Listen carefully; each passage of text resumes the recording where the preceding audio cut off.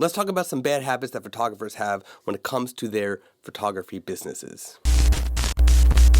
Hey, this is Scott Weidenkowitz, a storyteller with a camera, talking about all the things photographers like you and I are thinking about. In this video, we're going to be talking about bad habits that so many photographers have when it comes to their businesses. But before we get started, click that subscribe button below right now because I publish new videos every Monday and Thursday whenever possible. You don't want to miss it. And karate kick the notification bell so you're notified when the next video goes live. What happens if you're out in the field and you're making photos and all of a sudden you just... That's why I get a Mac Worldwide warranty on all of my equipment. Thank you, Mac Worldwide Warranty, for partnering with me on this video. If you need a warranty for your photography equipment, check out Mac Worldwide Warranty, which actually covers accidental damage like that one. Bad habits. We all have them. Bad habits like not formatting your memory card before you start a new session, or not backing up your memory cards after a session, or not having proper workflows for what you do with your memory cards after you are done with a session, or not having good workflows for the editing process. There are so many bad habits that photographers have, including sticking your elbow up, which we all do. Check out this video for the proper way to hold a camera. So many bad habits. We all have them. We all do them. Sometimes we learn from them. Sometimes we don't. Hopefully, if you've ever had a backup disaster, you've learned from that mistake. But let's talk about some bad habits in your photography business. The first is procrastination. This is something that so many people suffer with. This is basically, instead of you editing your client's work and delivering it, you're doing something else like watching television or listening to a podcast or doing anything but getting the work done.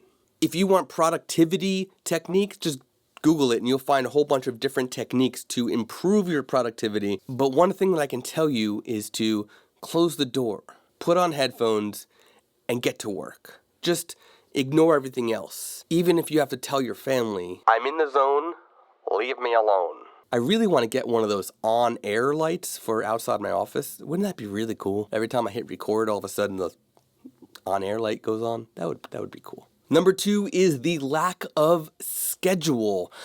You know, you've got to do all these things, and you've got to plan your session. You've got to do your session. You have to edit your session, you have to deliver the session, and so on, and so on, and so on. If you don't have a good schedule, then you are going to be just a cluster of a mess. And I recommend getting a good schedule.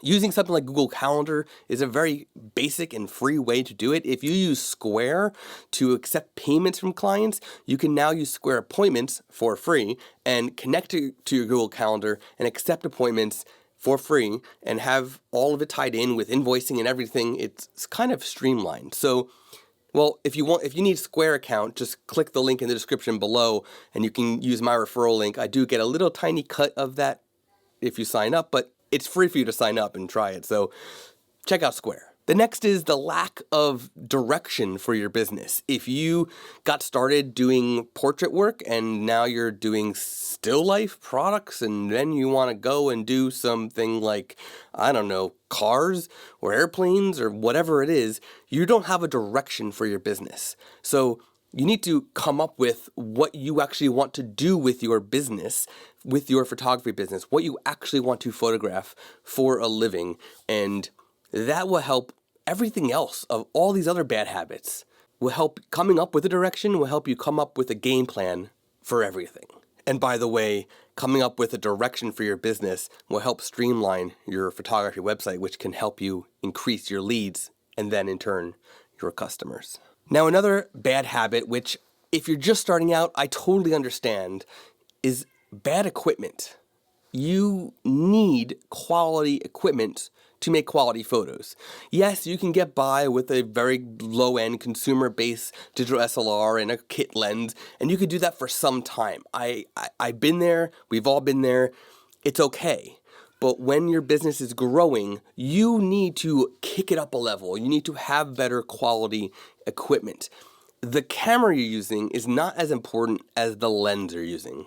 The glass is the most important part. If you're going to invest in something as your business grows, invest in better glass. For example, if you're going to use a 16-35 lens, that's a f3.5 to 5.6 lens that comes with your camera, and you can upgrade to something like an f4 straight lens or an f2.8 straight lens, or even a prime lens that's a 1.4, you are going to see drastic improvements in the sharpness of your photographs, both in the center of your subject and the edges. You're also going to see better bokeh, better depth of field, and so on, better color rendering, all because of better glass. Number 5 is not having a website.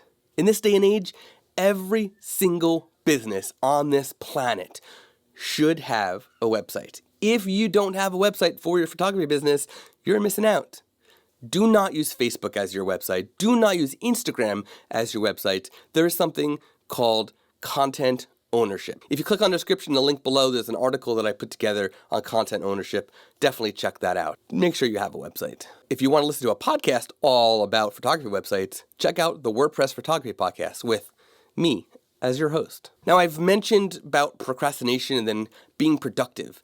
And when it comes to putting away the procrastination and becoming productive, this is the next tip. Take breaks. You need breaks. I have workflows for everything. Everything in my life I have workflows for.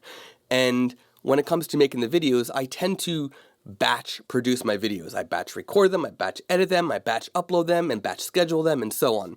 In fact, the last 3 videos that you have watched have all been recorded in the same day. You might notice that the shirt is the same.